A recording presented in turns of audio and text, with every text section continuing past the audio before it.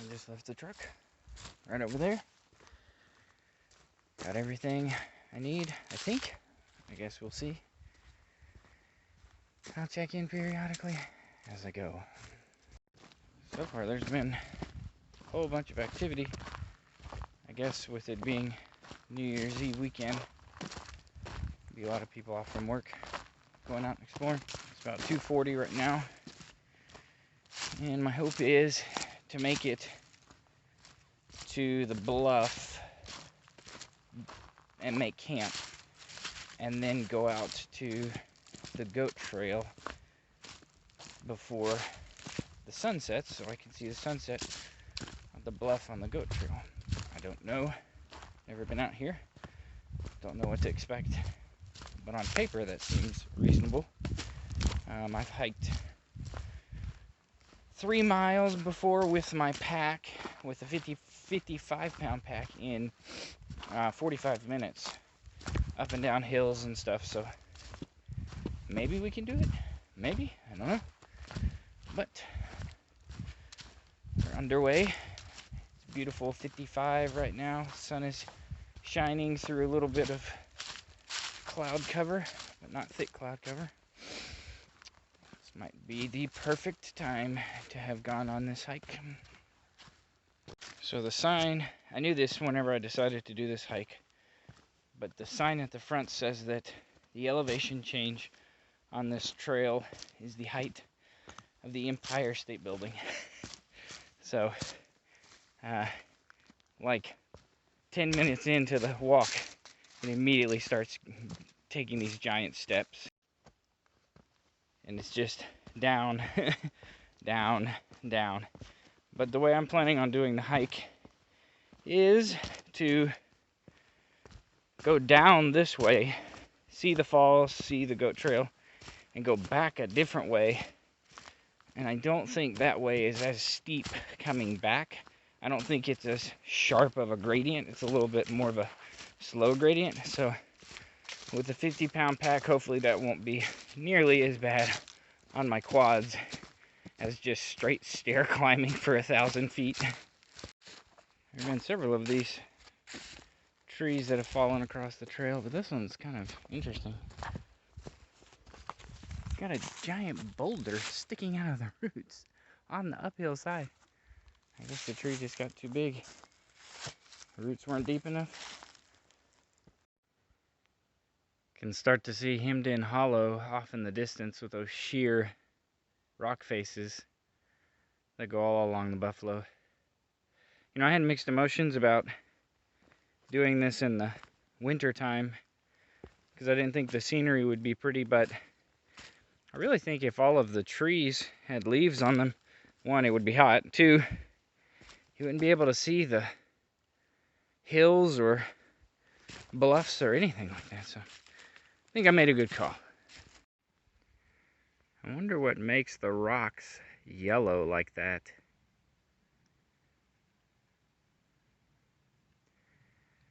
Definitely a good call on wintertime hike.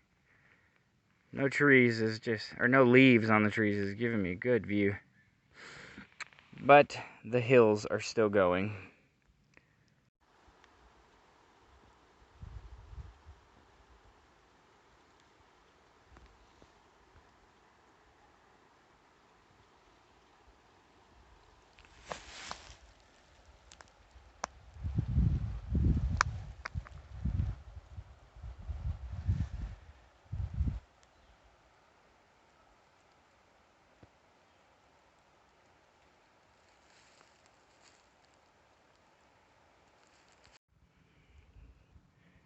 Piece of rock just sort of fell off the side of this rock face. I guess it came from right there. It just sort of stayed sitting there upright, just chilling.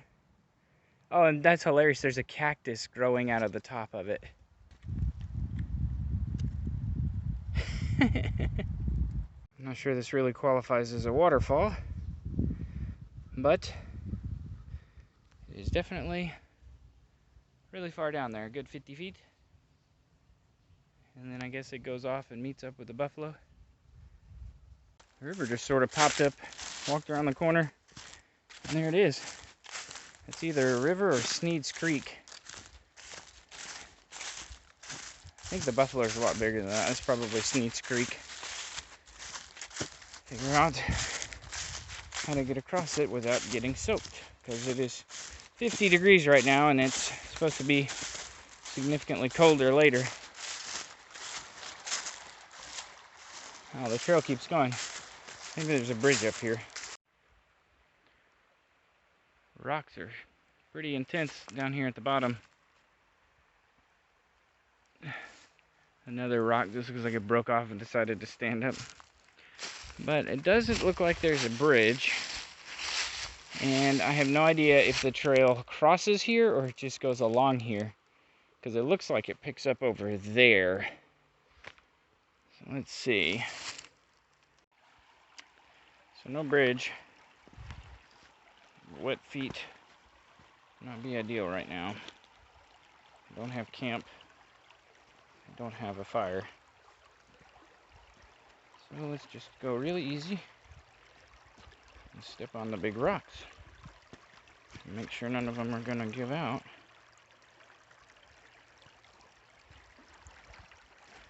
I know I'm not the only one who's done this before. There's a reason these rocks are placed the way they are. Oh, let's not temp over, shall we?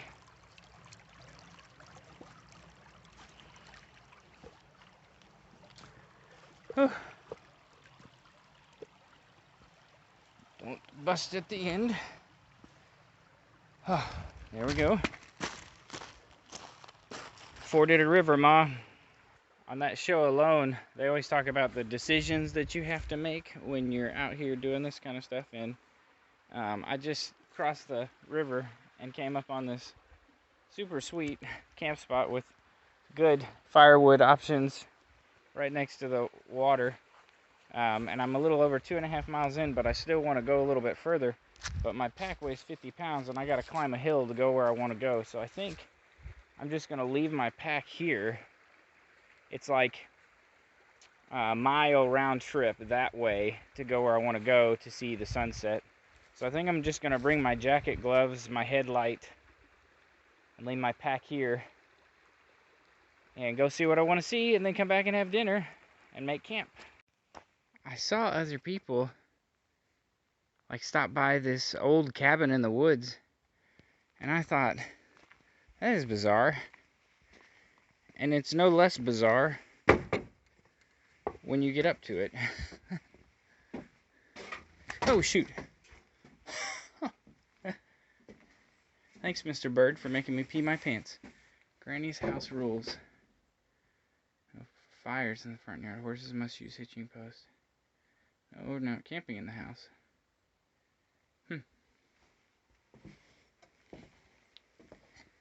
Just an old cabin. Somebody lived here at some point.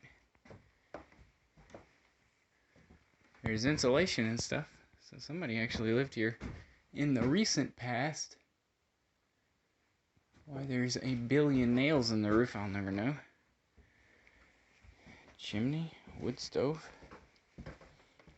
Worried I'm gonna fall through the floor. Oh my gosh, there's a second story. Okay, now I've got to go.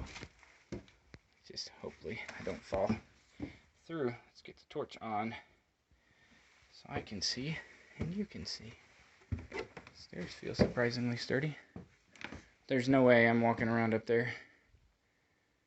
That roof is falling apart. Wow, this took a while to build. Oh, it's got modern 2x4s, so maybe not. But it does beg the question, why is it here?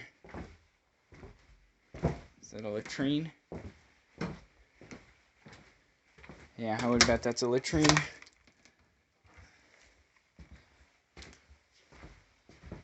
Oh, somebody put wallpaper up. Must have been a girl lived here. Well, I got camp set up. Had to do a lot of it in the dark. In the tent. But warming up dinner. Chicken noodle soup. hopefully it'll be warm here pretty soon. Chicken noodle soup and crackers. I'm thinking that's going to do the trick. We'll see. I got my trusty little mess kit if that doesn't work. So just chill out in some solitude. Enjoy the sound of running water.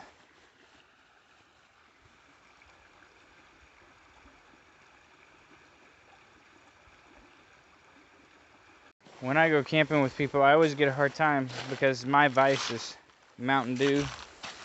And I always find a way. It got a little warm in the pack, but this water is ice cold, so it's been sitting over here in the water the whole time I've been making camp, so it should be nice and cold, ready for dinner.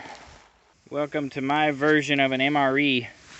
A used Pringles can makes a great storage container. This lid here is crucial though, that's why I have the rubber bands around it to make sure the lid stays on, because if the lid pops off it'll crush just like a drink cup. So it's also disposable, it's really nice, it's just paper, so you just toss it in the fire when you're done with it. I usually put myself some kind of little snack in there because I get the shakes real bad if I go too long without eating, like if I'm busy setting up or whatever and I've gone too long without eating. It'll make me nauseous and all kinds of crazy stuff. So got myself a little spoon in here, some napkins, and a whole sleeve of crackers to go with my soup. And the Pringles can is real nice because it keeps the crackers from getting crunched, and a whole sleeve of saltine crackers or Ritz crackers will fit down in there just perfect, with just a little bit of extra space for some other little things that you can stuff in there. I'm sure this makes me a little bit of a sissy, but it's supposed to be like 35 tonight, and it's going to be pretty cold. And for the past 2 or 3 hours, those rocks have been sitting on the fire, basically. So there's some flat rocks near me, so I just kind of hovered them above to knock the chill off of them. And then these rocks were actually in the fire. And I've got these really thick leather gloves that I like to bring with me anytime I'm dealing with fire. And these mamma jammas are putting off some heat. Whew. That one made my gloves smoke. So, and I also stopped by the Wally World on my way up here and bought me a pack of these little babies. They're like $6 for a whole bag of them, and they last for about 10 hours, just like they say. They keep you real good and warm. And I have problems with my feet, so what I do is I stick one of them down here on top of my foot, put my socks on, keep me nice and toasty all night long. The next morning, nice cool sunny morning, headed to Hemden Hollow Falls. And the whole, well, I don't know, maybe past 20 minutes have been kind of like this, along the edge of a creek with little falls, and they keep getting bigger and bigger going up to that. But we'll see when we get there. That's got to be 100 foot, maybe 200 feet.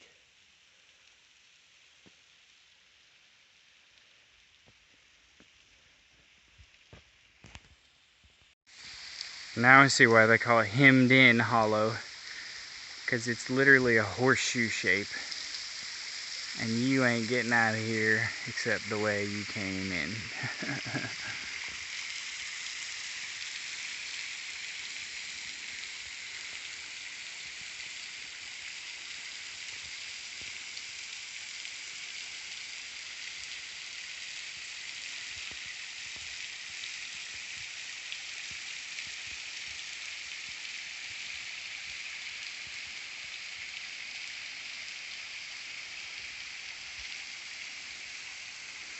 See why that snow is still there? It's chilly over here.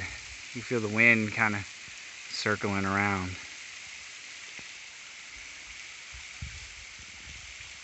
It just goes up. I'm looking almost straight up.